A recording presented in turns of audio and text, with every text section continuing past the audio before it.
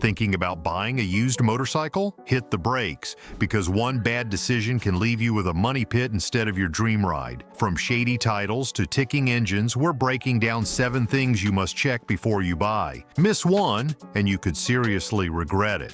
Number 7. Make a realistic budget. This is the first and most important step in buying a used motorcycle, and it's the step most people mess up before they even start. Setting a realistic cash-based budget does more than just help you narrow down your options. It protects you from falling into a financial hole when the real costs start piling up. And believe me, they will. Let's get one thing straight. Your budget is not just the sticker price you see on the Craigslist ad. Your real budget includes title transfer fees, taxes, registration, and insurance. It also includes essentials like a new helmet if yours is outdated or unsafe, maybe a riding jacket, gloves, boots, and sometimes even the cost of a motorcycle safety course if you're just getting started or want a refresher. Oh, and don't forget the motorcycle itself might need new tires, a chain, fluids, or brake pads immediately after you get it home. Here's a good rule of thumb. Whatever the asking price of the bike is, you should have at least 20 to 25% more saved in cash to cover everything else. So if you're looking at a motorcycle listed for $4,000, you should aim to have $5,000 ready. If you can't swing that, you're not ready to buy.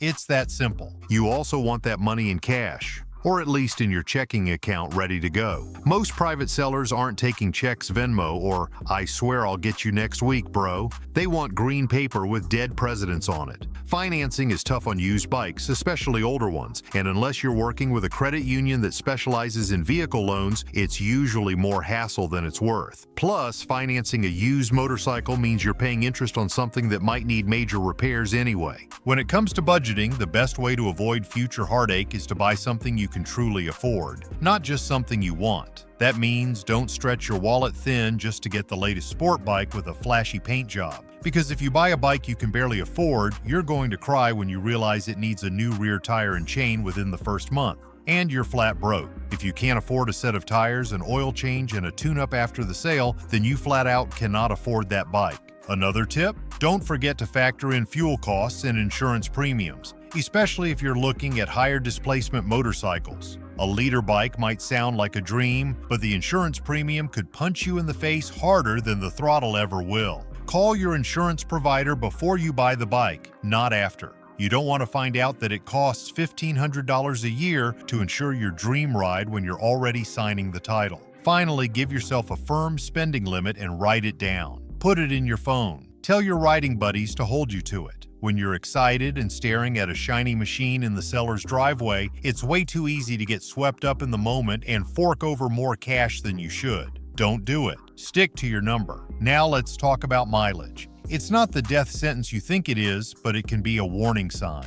Number 6. Don't freak out about mileage. Let's set the record straight right now. High mileage does not automatically mean a motorcycle is a ticking time bomb. Some of the best bikes on the road today have odometers that rolled well past the 40,000 mile mark years ago. In fact, the mileage number alone is probably one of the least important things to focus on when you're buying used. What matters far more is how that motorcycle was treated between mile 1 and mile 40,000. Was it babied by a careful weekend rider who kept up with regular maintenance? Or was it thrashed to redline every morning by a guy who thought warming up the engine was a myth? Start your mileage inspection with service intervals. Most motorcycles, especially performance-oriented or large displacement models, require valve adjustments every 12,000 to 24,000 miles. If the bike you're eyeing has racked up a ton of mileage and no one's touched the valves, that's a red flag. The good news? Many sellers who care about their bikes will proudly share maintenance history. If they've got receipts, logs, or even notes scribbled in the owner's manual, that's a good sign. Documentation, even if it's casual, shows that the owner cared enough to track what was done. Next, look closely at the drive system. On chain-driven motorcycles, the condition of the chain and sprockets tells you a lot. If the chain is dry, rusted, kinked, or has uneven slack, it's been neglected, and that raises questions about the rest of the bike's upkeep.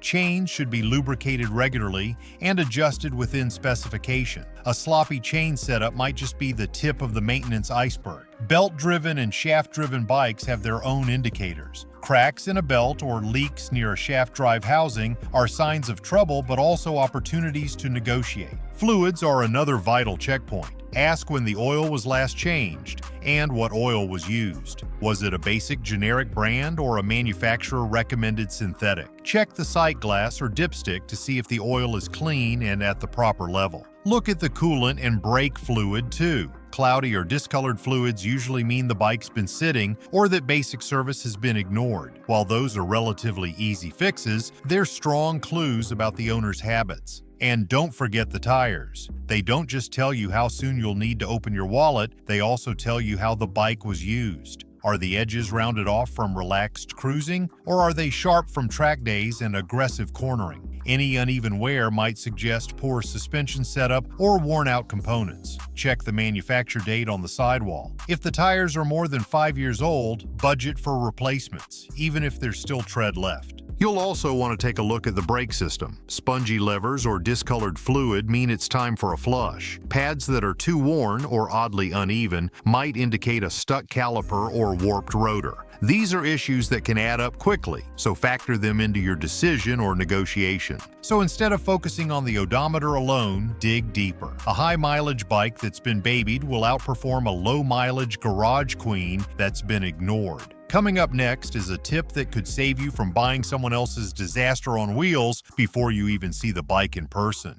If this feels like a lot to keep track of, it is, but that's exactly why we break it down this way. So hit subscribe now and like this video. Number 5. Always make a list of options. When you're shopping for a used motorcycle, it's easy to get tunnel vision. You see one listing, your heart starts pounding, and suddenly you're imagining yourself cruising down the highway like it's already yours. That emotional high is exactly what can blind you to problems. Maybe the seller ghosted you. Maybe the bike has zip ties where the wiring harness should be, or maybe the seat smells like mildew and broken dreams. Whatever the case, the first rule is simple. Do not fall in love with a listing. This is why making a list of backup bikes is critical. Think of it like dating. Just because someone shows up wearing a leather jacket doesn't mean they're the one. You need fallback options, because chances are that first listing is going to disappoint you. You'll show up to a driveway expecting a clean, gently ridden machine and find something that looks like it's been in a Mad Max chase scene. Having multiple bikes lined up gives you leverage. It gives you time, and most importantly, it gives you sanity. Now let's break it down. Before you go see any bike, make a spreadsheet. Seriously, create a list with key information.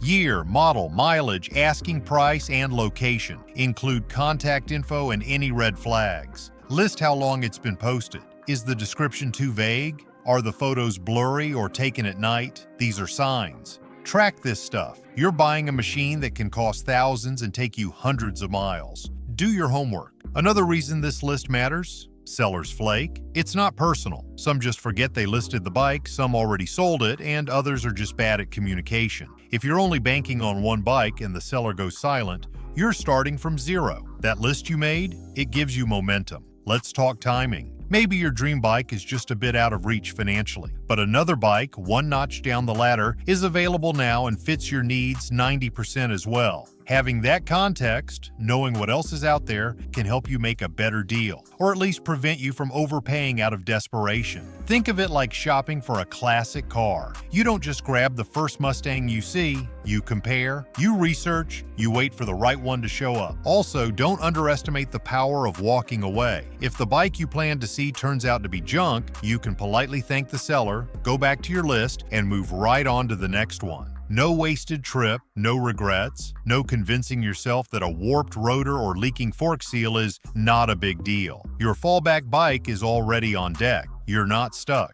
Ultimately, this list isn't just a set of options, it's your insurance policy against heartbreak. The motorcycle market is unpredictable, full of sketchy listings, no-shows, and last-minute surprises. Treat it like a job interview. Would you accept the first applicant who walked in the door just because they showed up? You'd compare, and when you finally find the right one, you'll know it's a decision, not a rebound. Coming up next, one of the most overlooked steps when buying a used bike and the easiest one to mess up if you show up alone. Number 4. Judge the seller. There's an old saying when it comes to buying motorcycles, you're not just buying the bike, you're buying the previous owner's habits. That's why judging the seller is just as important as inspecting the motorcycle itself. In fact, the person handing over the keys might tell you more about the bike's life than the odometer ever could. When you pull into the driveway, take a good look around. Are you greeted by someone who looks like they've been wrenching on bikes since the Reagan administration? Or is it a teenager in slides who can't find the title? You want the former. Ideally, your seller should be someone who talks about the bike like it's a member of the family, not someone who treats it like an old blender they're trying to get rid of. A well-kept garage says a lot. If you see neatly stacked toolboxes, oil rags that aren't soaked in sludge, and maybe even a few other motorcycles tucked in the corner, that's a green flag. On the flip side, if you see an oil-stained driveway, a can of chain lube from 1987, and a garden hose wrapped around the swing arm, it might be time to thank them for their time and move on. Communication is also key. If you had to message them 5 times just to get a reply, that's already a red flag.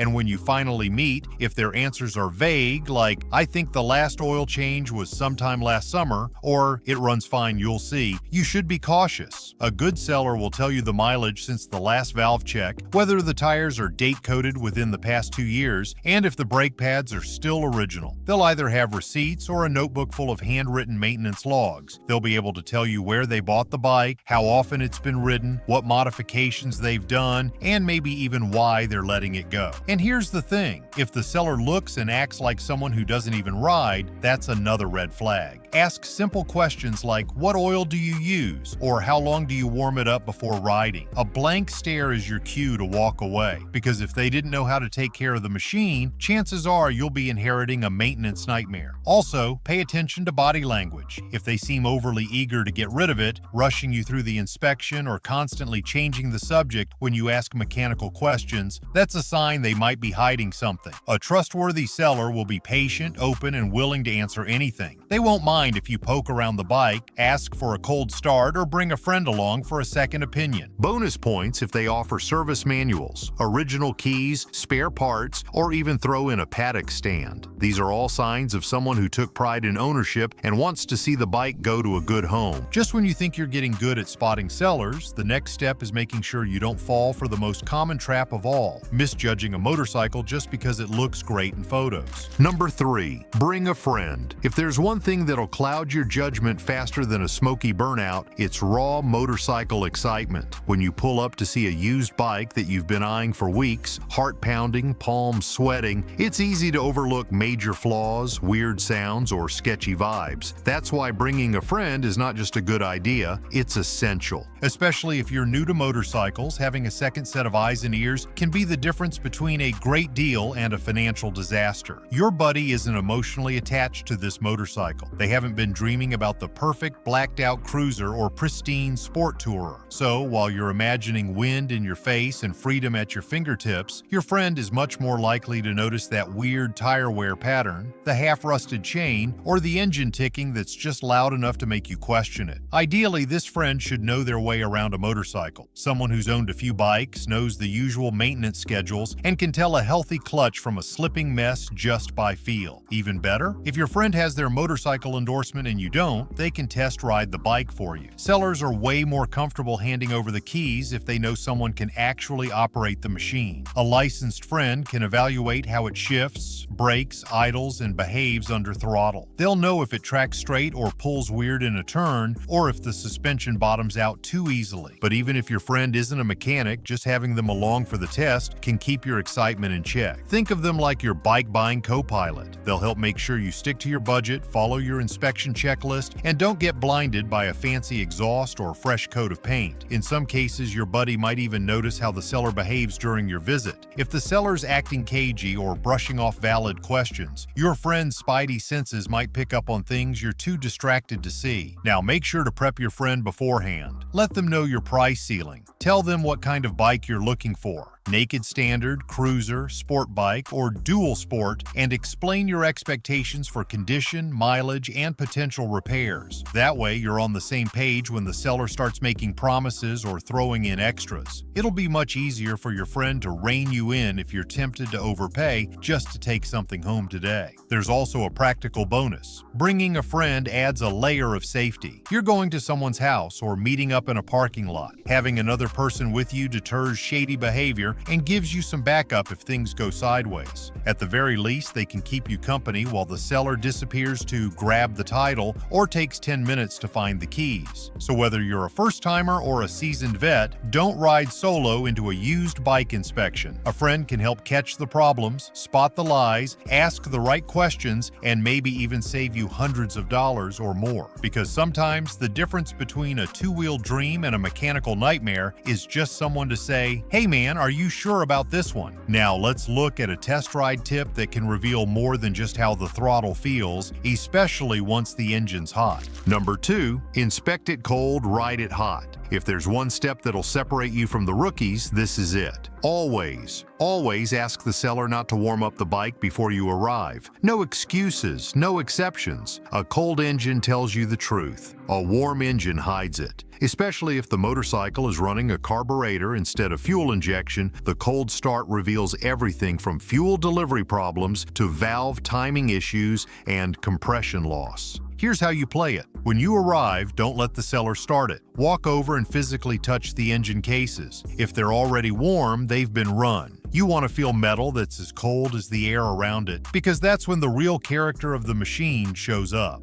If the bike hesitates to start, backfires, or needs constant choke adjustment just to stay running, you're already looking at future work. Don't ignore it. Those issues could point to a failing fuel pump, fouled plugs, old vacuum lines, or gummed up jets in the carb. Once it's running, listen closely. Is the idle stable? Are there any strange rattles, tapping, or whining noises coming from the engine? Pay attention to the tach. If the revs bounce or surge at idle, it may be dealing with vacuum leaks, a dirty idle circuit, or failing sensors. After the bike settles into its idle, check the exhaust. Any puff of smoke, especially blue or black, should raise a red flag. It could mean burning oil or an overly rich fuel mixture. Next, gear up and ride the bike. Not just around the block, get the thing warmed up properly. 10 to 15 minutes of ride time will get the oil circulating and expose any deeper problems. Find a safe route that includes a variety of road conditions. Use all the gears. Run it through a full power band cycle. Listen and feel how the bike shifts. Is there a notch in the gearbox? Does the clutch engage cleanly and release smoothly? Slipping clutches often won't reveal themselves until you're up in 5th or 6th gear, rolling on the throttle. When you brake, do it aggressively, but safely. Feel for any pulsation in the lever, which might indicate warped rotors. Soft or squishy feel could point to old fluid or air in the lines. Check that both front and rear brakes are biting evenly. Watch the bike's stability during hard braking. Does it pull to one side? Does the rear feel loose? These could suggest alignment issues, worn bushings, or suspension problems. Speaking of suspension, evaluate its behavior. Is the ride overly harsh or too soft? Bounce the front end and rear before the ride to test rebound. During the ride, feel how the suspension handles potholes, curves, and straightaways. Worn shocks or fork seals will make themselves known with vague handling, excess dive under braking, or rear-end hop over bumps. Don't overlook any noise or clunking from the forks or rear shock. That could mean blown seals or bottomed-out components. If something feels off, trust your gut. It's better to walk away than to ride home with a ticking time bomb. A proper test ride should answer your biggest question. Is this bike road ready, or is it just barely holding itself together? There's one more thing to look for, and it has nothing to do with the bike itself. Number 1, get the title right. If there's one thing that can completely ruin your experience with a used motorcycle, it's a bad title. Nothing kills the excitement faster than paperwork problems you didn't expect. So before you even think about the test ride, you need to get the legal part straight. That means checking the title carefully. The very first rule is simple. The title must be clean, and it must be in the seller's name. Not their cousin, not their friend, not some guy they bought it from. The name on the title should match the identification on the seller's license. If it doesn't, walk away, because once you hand over the cash and drive off with a title that's not in their name, you've just bought yourself a legal headache and possibly a bike you can't register. Next, let's talk about the kind of title. You're looking for a clean one, plain and simple. If the bike has a salvage title, that means it was wrecked so badly that an insurance company decided it wasn't worth fixing. Even if someone rebuilt it, there could be frame damage, alignment issues, or long-term problems lurking under the surface. A rebuilt title might mean the work was done right, or it might not. And you'll never really know unless you're tearing the bike down yourself. Bonded titles are another red flag. Those happen when the original title is lost and the new owner has to file a claim with the state, posting a financial bond to prove ownership. It's a long, frustrating process, and if there are ever disputes down the line, you could be stuck trying to defend your claim to a bike that legally isn't secure. Now here's the detail that trips people up more often than it should. Fill out the title transfer correctly. No scribbles, no crossouts, no colored pens. You use a black pen only, and absolutely no whiteout. The title is a legal document, and in many states, even a minor error means the whole thing is void. That means you've either got to request a new title from the seller, which is unlikely, or go through the painful process of getting a bonded title yourself. That's time-consuming, expensive, and lowers the resale value of the bike.